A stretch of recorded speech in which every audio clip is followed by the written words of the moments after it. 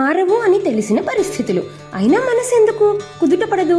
నీ నియంత్రణలో లేని దాన్ని వదిలి నీ చేతిలో ఉన్న కర్మను మాత్రమే చెయ్యి అంటున్నాడు కృష్ణుడు. మారవు అని తెలిసినప్పుడు దాన్ని అంగీకరించడమే పరమౌషధం అన్నాడు. భారం నా మీద వెయ్యి, నీ మనసు తేలికవుతుంది అన్నాడు.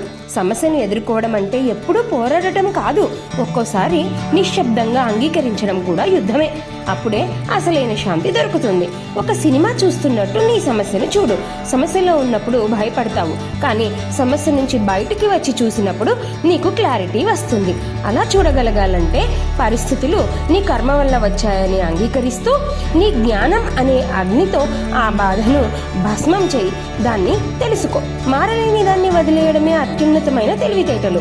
అంగీకారం అంటే ఓటమి కాదు, అది ఒక కొత్త ఆరంభం అని కృష్ణుడు అన్నాడు.